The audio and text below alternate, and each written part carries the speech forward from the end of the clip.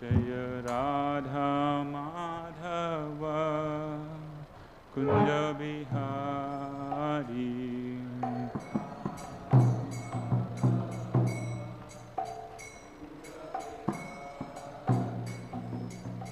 Gopi Janvallabha Girivaradhari.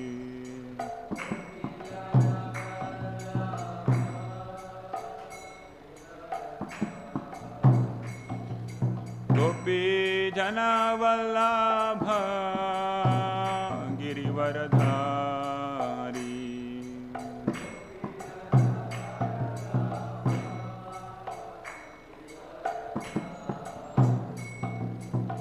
Yashodanandana Braja Janaranjana.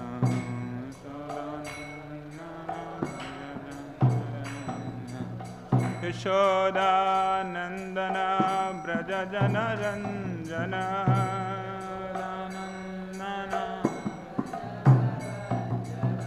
Yashodanandana Braja Janaranjana.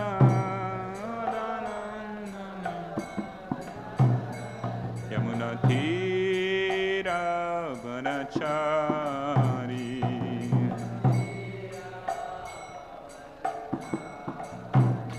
Yamunatira Vanachari.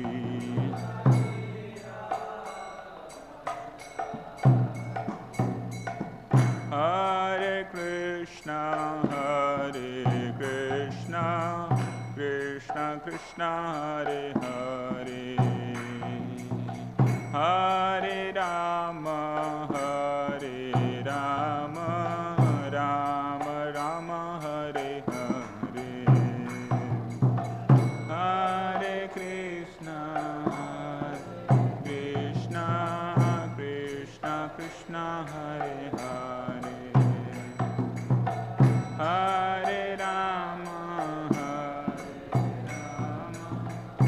Rama Rama Hare Hare,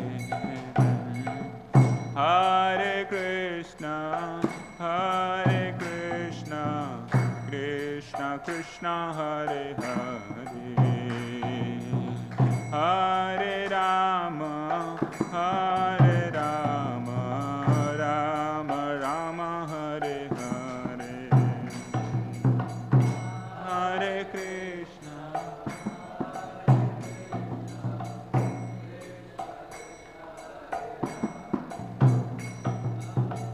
Hare Rama, Hare Rama, Rama Rama Hare Hare, Hare Krishna, Hare Krishna, Krishna Krishna Hare Hare, Hare Rama, Hare Rama, Rama Rama Hare Hare, Hare Krishna, Krishna Krishna Hare Hare, Hare Rama, Hare Rama, Rama Rama Hare Hare, Hare Krishna,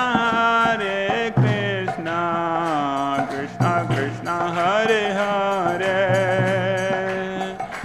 Hare Rama, Hare Rama, Rama Rama Hare Hare, Hare Krishna,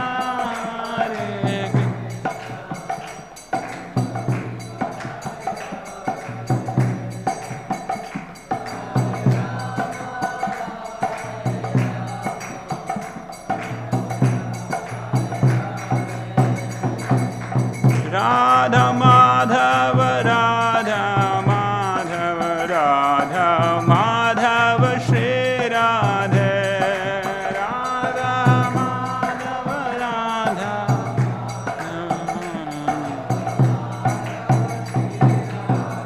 Jaya Nitai Gauranga, Jaya Nitai Gauranga, Nitai Gauranga, Jaya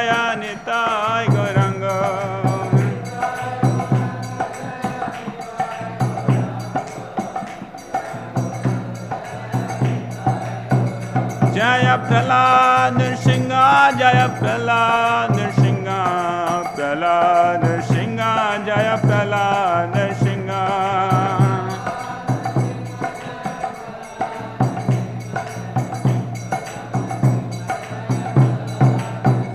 Jaya Jaya Prabhupada, Prabhupada, Prabhupada, Jaya Srila Prabhupada.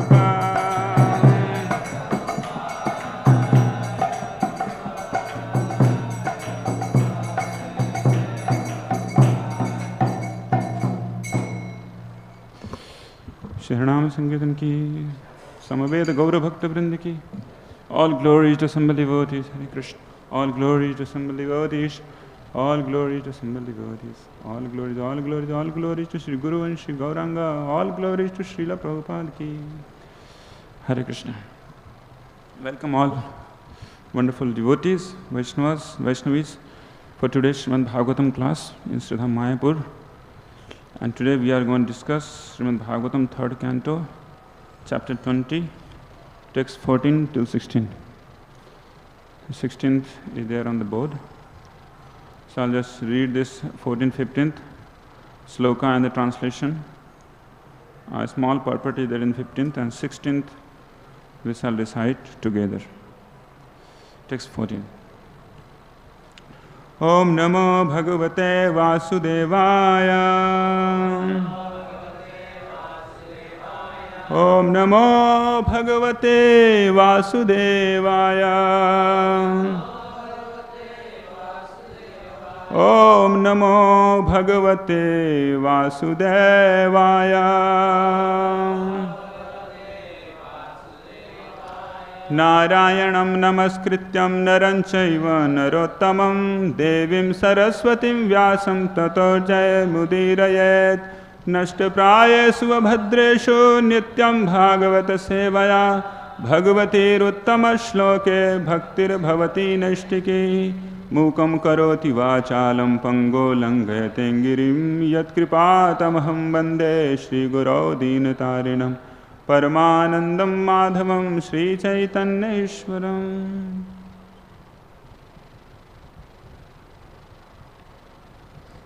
Tani chaikaikasashrashtum asamarthani bhautikam sanghatya daiva yogena haimam andam avashrijan.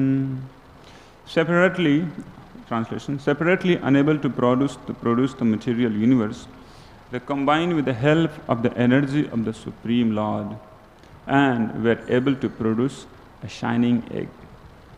Text 15.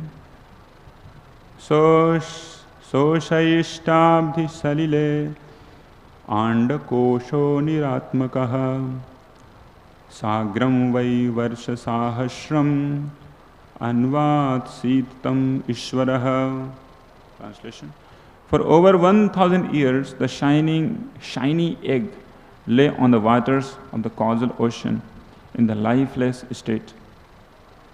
Then the Lord entered it as Garbhodakshaya Vishnu. Purport. So from this verse, it appears that all the universes are floating in the causal ocean. Text 16. Tasya nabher abhut padmam sahasrar koru didhiti sarva jivani kayauko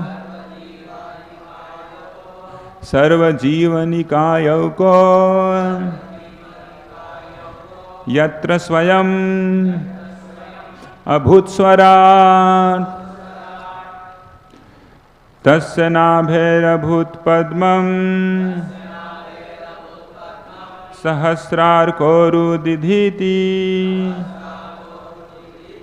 sarva jivani kayoko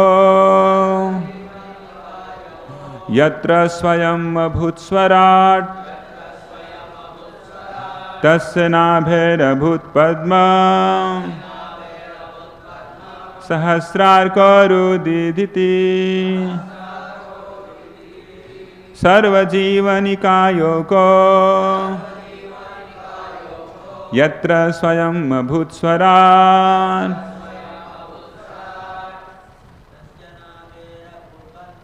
तस्य नाभिरभूत्पद्मम् सहस्रार्कोरुदीदिति जीवनिकायोको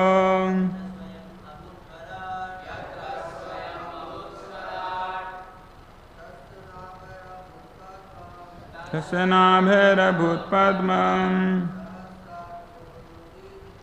सहस्रार्कोरुदीदिति सर्वजीवनिकायको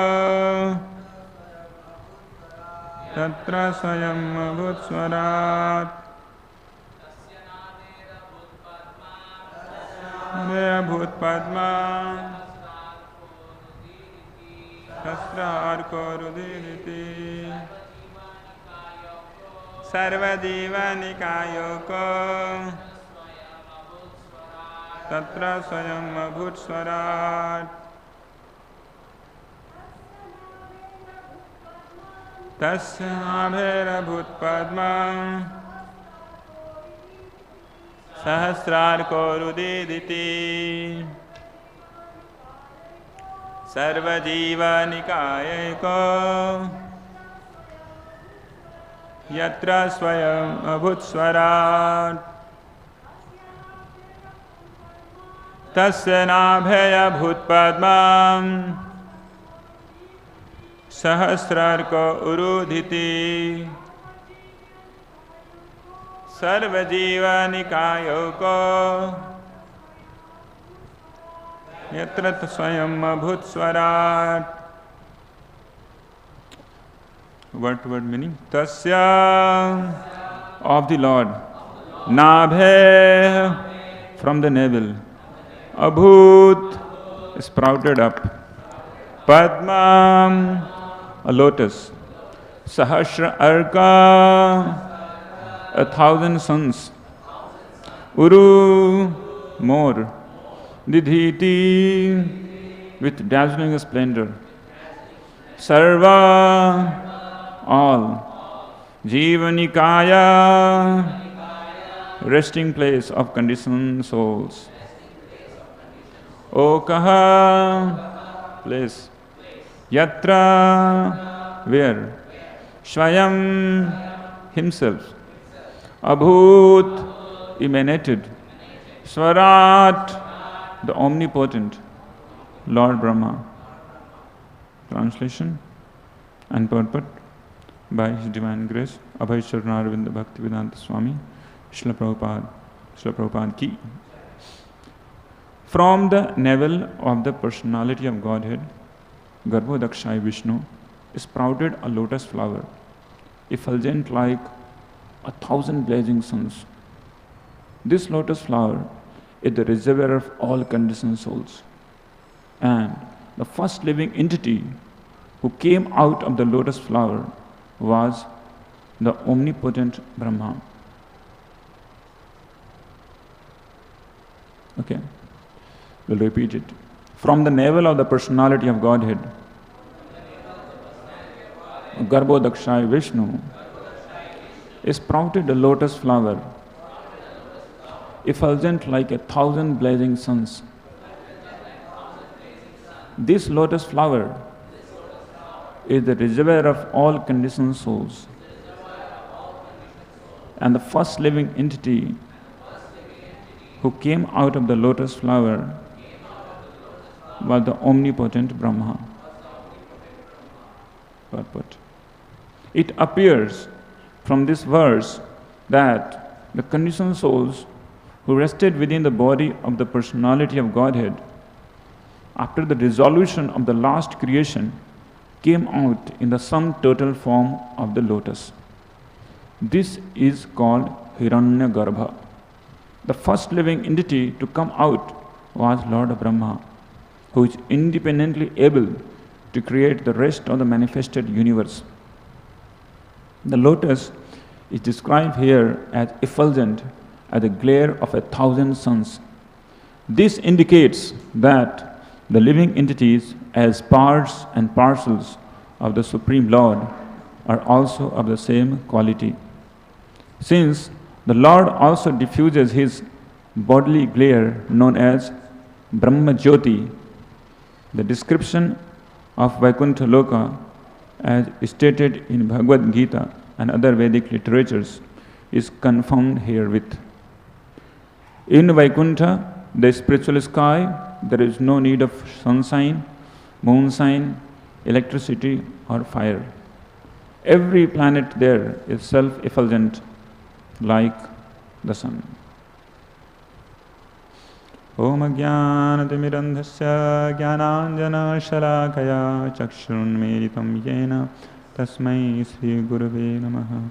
Shri Chaitanya Manobhishtam Sthapitam Yena Bhutale Swayam Rupa Kadamayam Dadati Swapadantikam Vandeham Sri Gurau Shri Yuta Padakamalam Shri Gurun Vaishnavamscha Shri Rupam Sagrajatam Sahagana Raghunathanvitam Tam Sajivam Sadvaitam Savadhutam Parijana Sahitam Krishna Chaitanya Devam Shri Radha Krishna Padan Sahagana Lalita Shri Vishakhan Vitamscha Namo Vishnu Padaya Krishna Pristhaya Bhutale Srimate Bhakti Vedanta Swami Niti Namine Namaste Saraswate Deve Gauravani Pracharine Nirvishesha Shunyavadi Paschatya Deshatarine Vansha Kalpatarubhyascha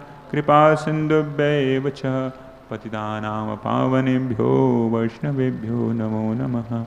Jai Shri Krishna Chaitanya Prabho Nityananda Shri Advaita Gadadhar Srivasadi Gaura Bhakta Vrinda. Hare Krishna Krishna Krishna Hare Hare Hare Rama Rama Rama Hare Hare. Hare Krishna.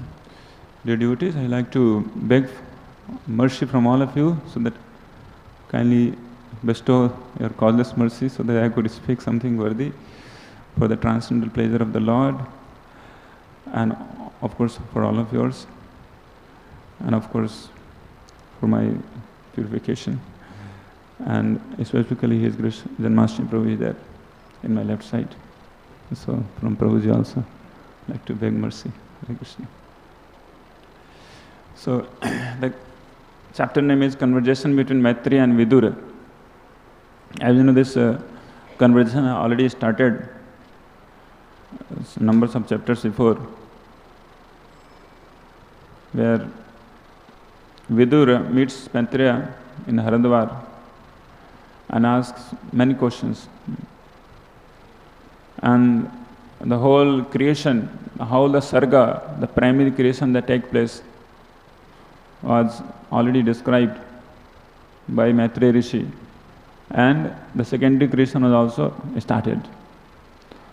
And in between comes very wonderful pastime of Varahadev killing Hiranyaksha. And it was so much enchanting that both of them were lost. So Vidura and Maitreya. So the pastime got over. And Vidura asked that I need to hear more. So Maitreya also couldn't understand. No, we started with Sarga and went into Visarga. So again he starts Sarga.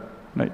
Sometimes when we talk, to make the point, make to connection with the previous what points we were discussing, we go back again to start from beginning. Right? So some more things which were not covered in the previous talks, they are being covered in these talks. How the primary creation that takes place. The number of slokas ahead, we see that how this Maitreya Rishi is telling that these three modes of nature was agitated by unseen activity of living entity. This unseen activity of the living entity is previous kalpas work, what they did they do.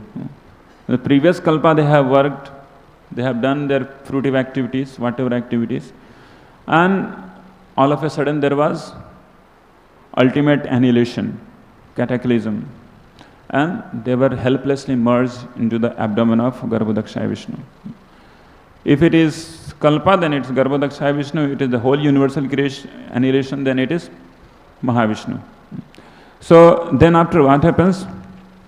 As impelled by the destiny of the Jiva, the false ego, which is of three kinds, evolved from Mahatattva. And before that, Mahatattva gets created, which is primarily in mode of passion. So Mahatattva, before that, there is Pradhan, and from Pradhan, when living entities are impregnated by Mahavishnu into the Pradhan, and the previous activities, Purva Sanskara Sanskritaha, the previous activities of the living entities impels living entities to take on to false ego, and then further they get different kinds of bodies. So Srila Vishwanath Chakravarti Thakur tells that this Mahatattva, in pure form, it is a mode of goodness. But when that second transformation takes place of false ego, then it takes the Rajas, the mode of passion. So, impelled by the destiny of Jiva, the false ego, which is of three kinds, Sattva, Rajas and Tamas, evolved from the Mahatattva, in which the element of Rajas predominates. So from the ego in turn evolved many groups of five principles that we discussed. Mainly there are five principles which were created, starting from this Panch Mahabhut, we know, earth, water, fire, air, ether. Then five Tanmatras, the five sense objects, starting from sense of touch, sense of sound, sense of smell, sense of taste. So all these things were created. Then there are Panch working senses and five knowledge acquiring senses. And some writers, they also say there are five sets of fives were also created. There are five demigods, so they were also created. So then what happens? Separately unable to produce the material universe. When this false ego comes, still the living entities are not able to get to their activities, what they paused in the previous kalpa or the previous creation. So then what happens? Supreme Lord, energy starts working. And then there is a production of shining eggs. Means different universes are getting created. The shining eggs, it lays down on the causal ocean for 1,000 years. I don't know which year, but 1,000 years it's mentioned. So sprouted from that shining, inside the shining egg, Garbhodakshaya, Mahavishnu again expands himself as Garbhodakshaya Vishnu, and he lays in that every shining egg is every single universe. So Lord enters as Garbhodakshaya Vishnu, and there he lays down upon Garbhodak ocean. And from that Garbhodakshaya Vishnu comes a lotus flower. Lotus flower is coming out from the navel of Garbhodakshaya Vishnu. And the lotus flower is told here by Maitreya Rishi is effulgent like 1,000 blazing suns. 1,000 blazing suns. Sahasra arko uru diditi. Sahasra means 1,000 suns. When it comes, how much it would be. So Prabhupada tells that the living entities, all living entities, they're all because of their part and parcel of Krishna.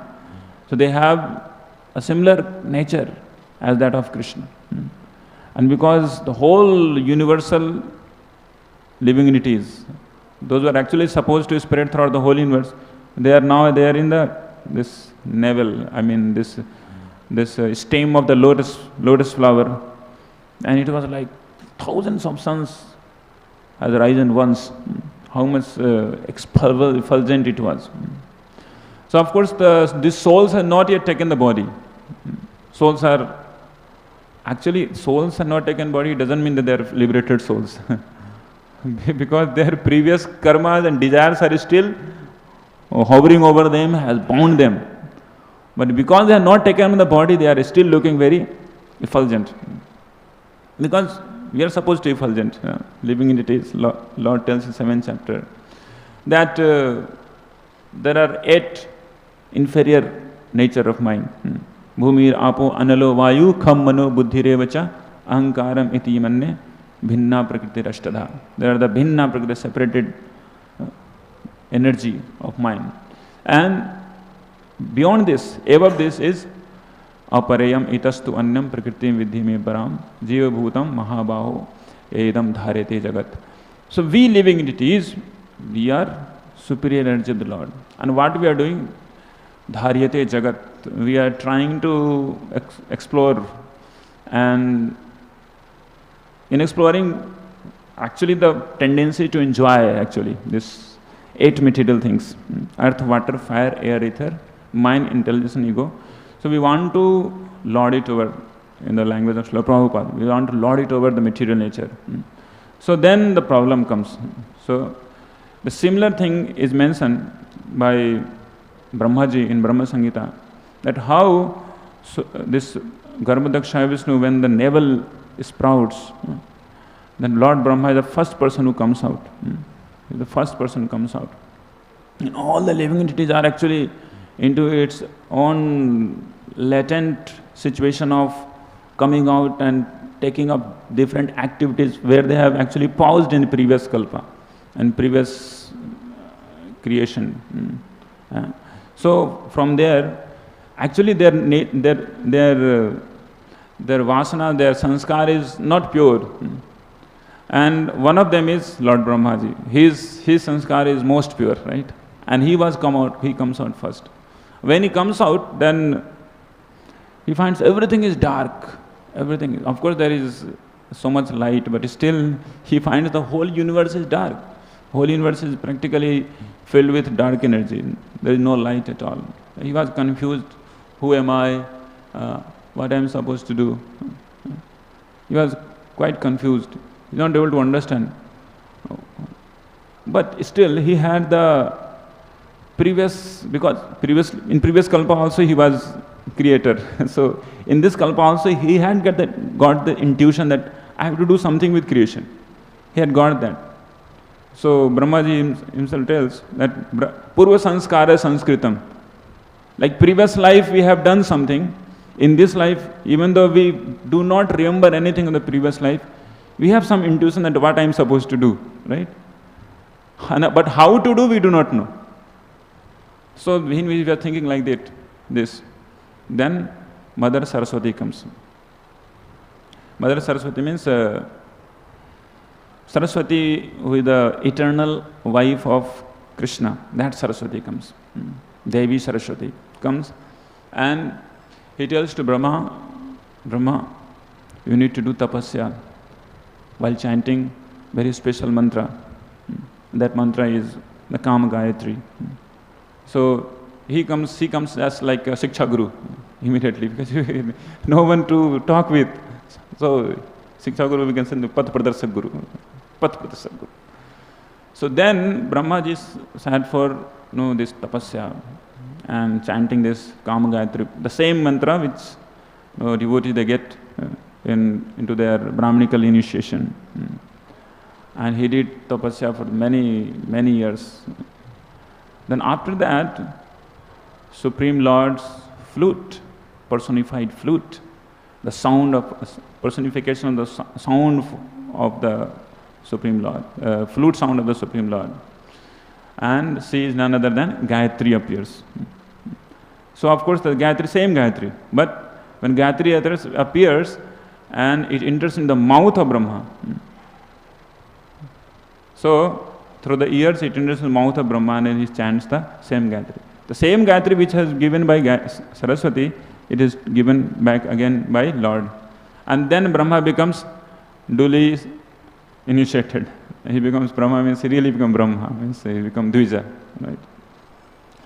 And thereafter he has the vision of whole spiritual world, Golok Vrindavan.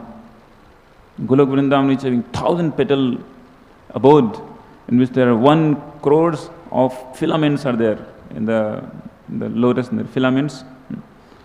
So those filaments, crores of filaments inside the whole, around the whole, inside the whole filaments, there is Radha and Krishna and unlimited devotees, specifically the milkmaid. That was Bhakti Siddhanta Goswami writes, milkmaid means gopis. And then he himself, Brahmaji, he himself sees his position into that company to be another milkmaid. So, to be maid servant of Krishna. So, Kama Gayatri, this desire, is mentioned by Bhakti Siddhanta Saraswati Goswami Maharaj, that anybody who chants this mantra, Kama Gayatri, it fulfills two types of desire of jiva.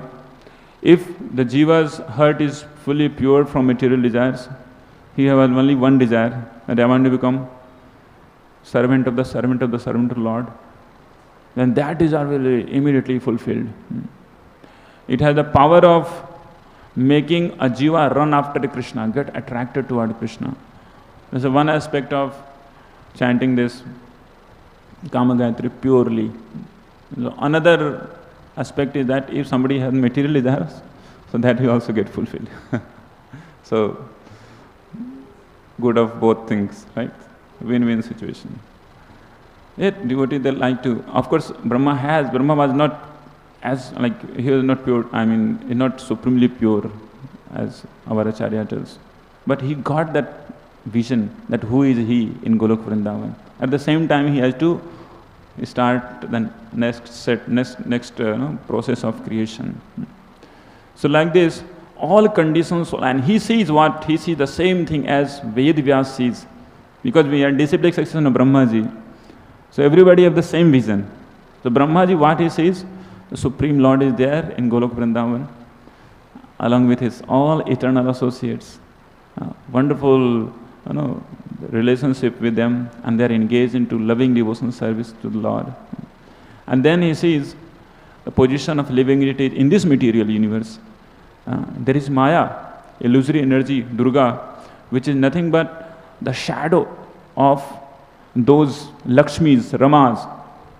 And under her clutches, living entity here in this navel of this Garbhodakshaya Vishnu, which is a stem of the lotus.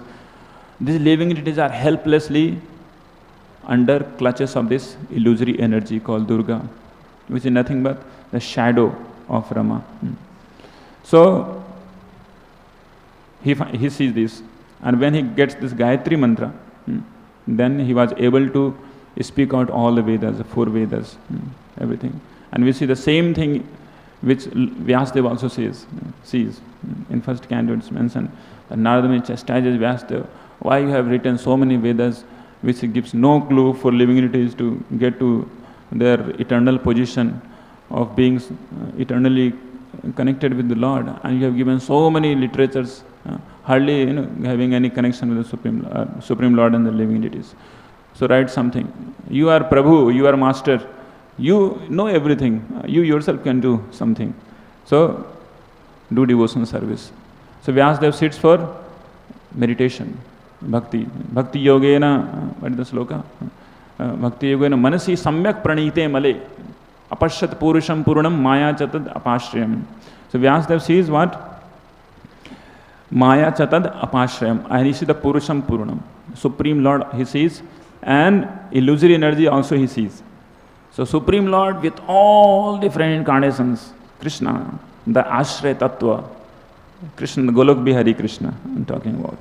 So he sees them. And then he sees illusory energy, Apashrayam, Maya Chatad Apashrayam, under full clutch of Krishna. And then the living entities also he sees. The living entities are into full clutch of illusory energy. Paropi manute anartha yat kirtam chavi paddate. These living entities are actually, they are eternally connected with Krishna. They have nothing to do with the matter, practical, nothing to do. But being fully conditioned by these 8 material elements, earth, water, fire, air, ether, they have lost their existence as if they had no relationship. So all the living entities, they are considering what actually they are not. Anartha means the bag of 8 things, earth, water, fire, air, ether. Every living entity is helplessly considering themselves to be this body. Yeah. So this is the situation. And then he sees what is called the process by which these living entities can be out. The process is anartho upashamam shakshad bhakti yogam adhokshaja. This bhakti yoga to the Supreme Lord adhokshaja, which is not seemingly, we are not able to see Krishna. This material world is a potential place where living entity will forget Krishna. It's unlikely to remember Krishna in this material world. So, adhokshaja, that's why adhokshaja is not so easily seen by these material senses. So, to establish Bhakti Yoga, Vyasdeva, Satvata Sangita, Chakre Satvata Sangita. He compiles the Satvata Sangita, Srimad Bhagavatam. So, by that what will happen? Immediately devotee, people, conditioned souls will be reminded of Krishna, with whom he is actually eternally connected. So, this is the same purpose all the acharyas has descended to bring Krishna consciousness, the consciousness what Jiva has forgotten for time eternity. And today, the book that was what I was told to discuss was to read, because books are the basis going on. So, Prabhuji is there. So, Krishna, the reservoir of pleasure. So, we will read Krishna, the reservoir of pleasure, going back to the roots, small books. We have read small books many years before. And after that, when Bhagavatam comes, then we forget. So, better to have again revival of small books. So, let's go to one of the very humble book given by Srila Prabhupada. Well, it's not, in Srila Prabhupada lessons, it's not like, small books are there and there will be small teachings. Srila Prabhupada gives the same teachings. What he has taught in Chaitanya Charitamrita, what he has given in Srimad Bhagavatam, same thing he speaks in any small books. Devotees say that, Prabhuji, why you are telling me to read such a huge books beforehand? I have not yet completed small books. But Srila Prabhupada's lessons and teachings are very homogeneous and to say very much systematic, of course, yet full integrity. Srila Prabhupada gives the same transcendental message in this Krishna, the reservoir of pleasure, or maybe on the way to Krishna, or could be Srimad Bhagavatam. So, we will read it. We have good time here. So, reservoir of pleasure, Krishna, the reservoir of pleasure. So, if you have the book, it is good. I don't know whether you have, but I myself don't have the book. I think I should have the book, physical book. So I am taking help of digital book here. Krishna, this sound is transcendental. Krishna means the highest pleasure. All of us, every living being seeks pleasure, but we do not know how to seek pleasure perfectly. With a materialistic concept of life, we are frustrated at every step in satisfying our pleasure because we have no information regarding the real level on which to have real pleasure. For the last few weeks, we have been learning that we are not this body, we are consciousness. Not exactly consciousness, for consciousness is actually the symptom of our real identity. We are pure soul, now merged within this material body. Modern material science lays no stress on this. Therefore, the scientists are sometimes misled in their understanding of spirit soul. But spirit soul is a fact which anyone can understand by the presence of consciousness. Any child can understand that consciousness is a symptom of the spirit soul. Now the whole process we are trying to learn from the Bhagavad Gita, the song of God, is how to bring ourselves to this level of consciousness. And if we act from the level of consciousness, then we may not be pushed again into the level of this bodily conception. And if we can continue on that level, if we can continue to act in pure consciousness, then at the end of this body, we shall be free from the material contamination. Our spiritual life will be revived. And the ultimate result will be that in our next life, after leaving this body, we shall have our full eternal spiritual life. Spirit, as we have already discussed, is described as eternal. So Srila Prabhupada tells here that every living entity, they want happiness, but they do not know how to get, they can get the happiness. Why? Because they are trying to get the happiness, but the platform upon which they want to get happiness is wrong. Right?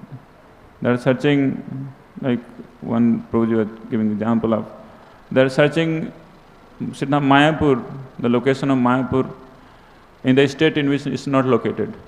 If somebody has to search Mayapur, he has to search the map of West Bengal.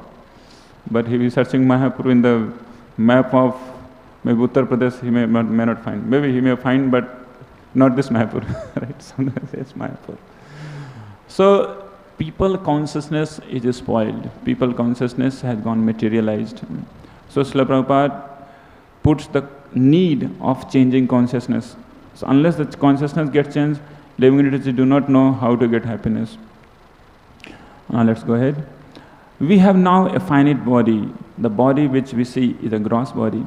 It is just like a shirt and coat. Within the coat there is a shirt, and within the shirt there is a body. And similarly, the pure soul is covered by a shirt and coat. The garments are the mind, intelligence, and false ego.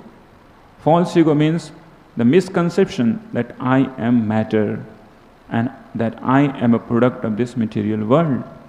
This misconception makes me localized.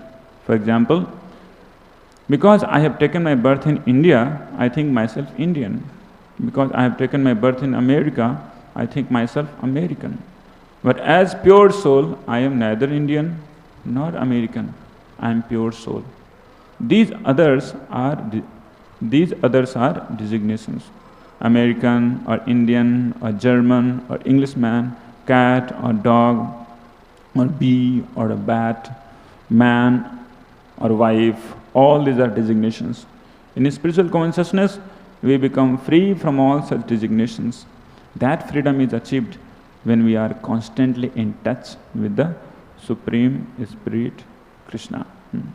So now Srila Prabhupada is talking about how to wash away these wrong designations. That's actually definition of bhakti, that sarva upadhi vinirmuktam. The consciousness is polluted, means we have taken a wrong upadhi, wrong conception of our existence.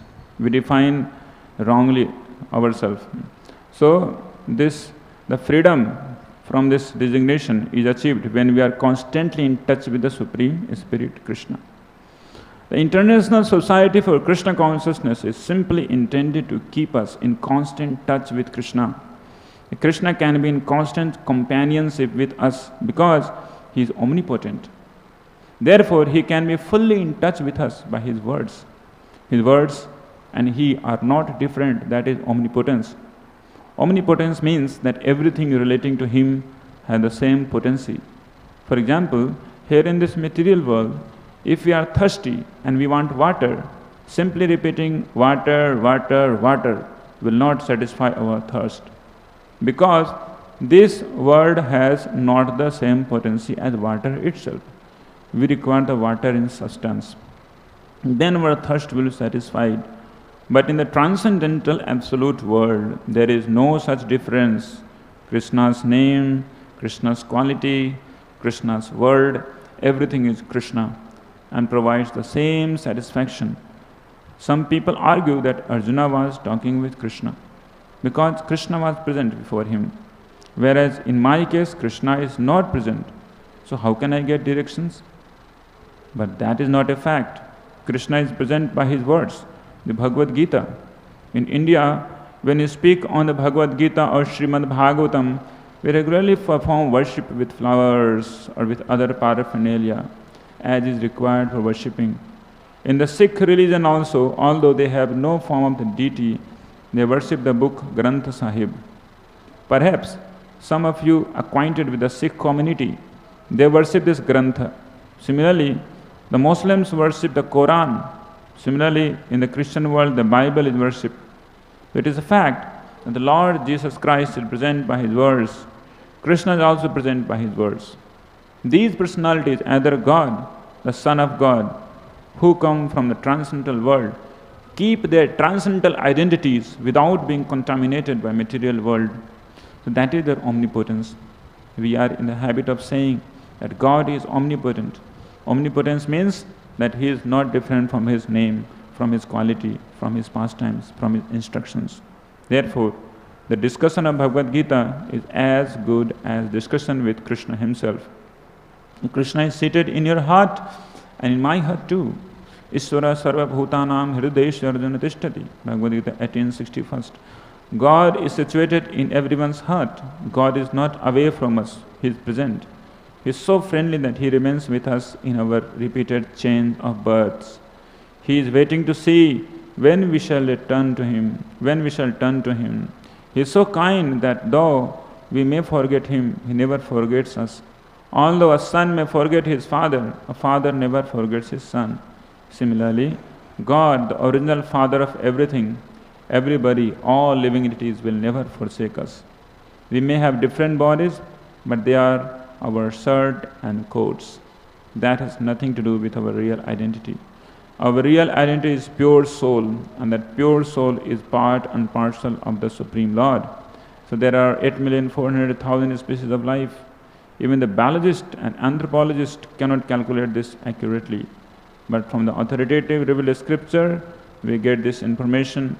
Human beings represent 4 lakh species, and there are 8 million other species. But Krishna, the Supreme Lord, claims that all of them, whether beast, man or snake, God, semi-God, demigod, anything, whatever, all of them are in reality His sons. The father gives the seed, and the mother receives the seed. The body is then formed according to mother's body, and when the body is completely formed, it comes out either from cats, from dogs, or from man. That is the process of generation. The father gives the seed, and it is emulsified with 2 kinds of secretion in the womb of mother. And on the first night, the body is formed just like a pea. Then gradually it develops. There are 9 holes that develop: 2 ears, 2 eyes, nostrils, a mouth, a navel, and penis, and an anus. So here we see Srila Prabhupada is telling what is the first and foremost objective of International Society for Krishna Consciousness: to keep devotees always in connection, in vicinity, in association of Krishna. So that is the, you should understand, always means devotees should be always Krishna conscious. And how that could happen? By associating with Krishna. So how one can associate with Krishna? Srila Prabhupada tells, by his words. So Krishna himself has spoken the words. The whole Bhagavad Gita, 700 slokas. Of course, we can say that all the 700 slokas are not spoken by Krishna, but still, it keeps it have the same nature. Right? If you put one pickle, one chili in the huge bucket of salt, the chili also, even though it is pungent, it becomes salty. Similarly, number of slokas which is spoken by Sanjay and maybe Dhritarashtra also spoke. So, even though it is not spoken from Krishna, it gets the same nature, because Krishna has spoken so many words. So as soon as we hear Krishna's words in Bhagavad Gita, we are actually connected with Krishna. Because we are remembering Krishna, right? Is there somebody who can hear and speak the words of Krishna and he think about something else? It could happen also. So, so that's very dangerous, right? Especially while chanting also. When chant the holy name, as soon as we chant the holy name, Hare Krishna, Krishna Krishna, Hare Hare, Hare Ram, Ram Ram, Hare Hare. We should think about Krishna, right? And that's what Lord tells in 12th chapter of Bhagavad Gita, Maya Vesha Mano Yemam, Nitya Yukta Upasate. Somebody is in association with Krishna means he's thinking about Krishna, right? Otherwise, not there in association. Mind should be there with Krishna. So by having this cultivation of Krishna Katha, Bhagavad Gita, reading Bhagavad Gita, one immediately thinks about Krishna, and he changes his consciousness from identifying himself to be the body which is made up of 8 material elements. He identifies himself to be part and parcel of Krishna, the servant of Krishna. So let's go ahead. A very small book. We can complete it in next 5 minutes. Is it okay? Are you all there, Prabhus? Okay, 5 minutes? Okay, yes, fine. Okay, Prabhu, I have not yet completed. We are going to go ahead. Please wait. Hare Krishna. So according to the last karma action, one gets this body to enjoy or to suffer. That is the process of birth and death. And after finishing this life, again one dies. And again one enters into the womb of some mother. Another type of body then comes out. This is the process of reincarnation. We should be very diligent as to how we can discontinue this process of repeated birth and death and change of body. That is the prerogative of the human form of life. We can stop this process of repeated change through birth and death. We can get our actual spiritual form again and be blissful, full of knowledge and eternal life. That is the purpose of evolution. We should not miss this entire process of liberation. Begins just as we have now begun this chanting and hearing. I wish to point out that this chanting of the holy name of God, Hare Krishna, Krishna Krishna, Hare Hare, Hare Rama, Rama Rama, Hare Hare, and hearing the truths of Gita is as good as bodily association with Krishna. That is stated in the Gita. This process is called Kirtana. Even if one does not understand the language, still, just by hearing he acquires some piety. His assets lead him to a pious life. Even if he does not understand, it has such power. So there are two topics concerning Krishna. Two kinds of topics, actually one topic is this Bhagavad Gita. It is spoken by Krishna, and the other topic concerning Krishna is Srimad Bhagavatam. That is spoken about Krishna. So there are two types of Krishna Katha, and both of them are equally potent because they are connected with Krishna. Because the Bhagavad Gita is spoken on the battlefield of Kurukshetra, some people have asked what we have to do with the battlefield. We have nothing to do with any battlefield. We are after knowledge of the supreme spiritual sphere. And why should we bother about this battlefield? Because Krishna is on this battlefield, and therefore the whole battlefield has become Krishnaized. Just as when an electric current is passed into some metal, the whole metal becomes surcharged with electricity. So too, when Krishna is interested in some matter, that matter becomes Krishnaized. Otherwise, there would be no need for discussing the battlefield of Kurukshetra. That is his omnipotence. This omnipotence is also described in Srimad Bhagavatam. There are many Krishna Kathas. Vedic literature is full of them. Vedas mean that they are Krishna Kathas. Scripture, including the Vedas, may appear to be different, but they are all meant for Krishna Katha. If we simply hear these topics on Krishna, then what will be the result? It is pure transcendental vibration, and the result will be spiritual consciousness. So we have accumulated many inauspicious things within our hearts due to our material contamination during the course of many births, not only this birth, but past births as well. This past birth. So when we search into our hearts with the Krishna Katha, then the contamination we have accumulated will be washed away. Our hearts will be cleansed of all rubbish. And as soon as all rubbish is cleared off, then we are situated in pure consciousness. So like this, Srila Prabhupada tells how this Krishna Katha works. First it clears the heart from all the anarthas. The process is delineated very beautifully by Srila Vyasdev in first canto. Srinvatam Sakata Krishna Punya Sravana Kirtana. And by the sloka, Drishtave Matmanishware, he sees himself along with the Supreme Lord. So starting from hearing on the level of Shraddha till Prema, how one changes his consciousness fully just by hearing Krishna Katha, Bhagavad Gita and Srimad Bhagavatam. So somehow I could not complete. We have just 1 minute according to this watch. So we'll pause here and open up for any discussion. If there are any pertinent, really relevant discussions, please ask if anything is there, or some points if you have. Hare Krishna. Thank you so much. Yeah. Hare Krishna, was a very nice class, and you give very less time for asking question. So you discuss in this Krishna books our total number of species, 84 lakhs. it is mentioned in Padma Purana. My question is, what is the system of counting? The Stabara, Navalakshani, Chaturvinshati, like slokas, slokas there. So what is the system of counting? This is my question. What is the system of counting? Vedic system of counting is not as the biologist and zoologist they count. So their counting is a different way. They are bewildered souls, so to speak. They will count one species, another time they will say, oh, this species is actually muted, non-mutated and transformed.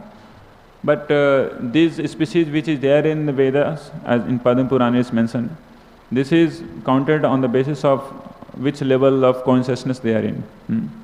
Three modes of material nature, the combination three modes of material nature, how the combination of three modes of material nature, they are into different consciousness. Like we see there are 4 lakh species of human beings. If you say the biologists, they will say there is only one Homo sapiens. But for us, there are 4 lakh species. So how it is so? It's the level of consciousness. How much, like what level of three modes of material nature, the combination of three modes of material nature is actually, being associated with that particular kind of human being. So accordingly, this species are counted. And Srila Prabhupada has told that 3 into 3, 9, 9 into 9, 81. So there are 8,400,000 species. So it's all according to three modes of material nature. Yes, Prabhuji. Thank you. Okay, Hare Krishna, Prabhuji. Hare Krishna. Prabhuji, I wanted to know that if Garbhodakshaya Vishnu is lying down in the ocean, egg of the universe, why is there darkness in the universe? Because his effulgence would light the universe. So, Mahavishnu, Garbhodakshaya Vishnu himself could be so effulgent that it could dissipate the whole darkness, right? Yes. It could happen like that. But what do we see? But the darkness is very prevalent in this material world. Garbhodakshaya Vishnu is still there. It's not like he's not there. So we find the whole material world is to be dark, right? Because dark energy, the Mahat Tattva, is filled. Everywhere there is Mahat Tattva, right? So this is already obstructing the living entities, full-fledged expression of their consciousness. So that's why Brahmaji sees that everything is dark, right? This material world is dark. This material world is tamas pradhana. And false ego means tamas has come. Tamas means darkness, full dark. Mahatattva, when it was there in the pure stage, it was in goodness. So okay, some light. But when it turns into false ego, it becomes fully in tamas. Means then the transformation has taken place. Then people are hardly able to see the form of the Lord. And Brahmaji also is not something who is like, is not Vaikuntha resident so far, right? So the place could be effulgent by the sun, but are we able to see that? Do we have that potency to see that? And that's what it means. So for a Mahatma, maybe for a person who is liberated soul, he could see spiritual right here. But are we able to see that? That's what. You understand? Adyapi hanitya lila kare gaura rai, kono bhagyavana dekhivare paye. Right? So Mahaprabhu is still doing past tense, but we are not able to see this. So it's all about consciousness. So Brahmaji saw that everything is dark. He didn't know even what is his purpose of living, purpose of originating from where did he come. He knows nothing. So then he meditates upon this Kama Gayatri, then he gets all the purposes cleared, how to create everything is bestowed by Lord himself from the flute vibration of Krishna. Then he started creating. So still the place is dark. So one thing is the substance that this place is dark, but another is also that who is seeing it. That also matters, right, bro? Isn't it? Who is seeing it? So it depends upon that. Brahma is seeing everything is dark, and we are also seeing everything. We are all descendant of Brahmaji, right? And beyond Brahma, can Karanodakshaya and Garbhodakshaya Vishnu see everything is dark? For him, nothing is dark, nothing is everything is effulgent. That's why he told in purport, the living entities are all effulgent. But effulgence and when, even when Brahma was not created then, right? When Brahma sees what he sees, everything is dark, right? But upon whose perspective, Maitreya Rishi is telling that everything is as effulgent as thousands of suns, thousand suns, on the perspective of himself, Lord Garbhodaksha Vishnu. Because there was no one who sees that it is so effulgent. Garbhodaksha only can see, right? Otherwise, who is there? So, Lord can see everything is effulgent. Or else, when Lord gives the vision, we can see.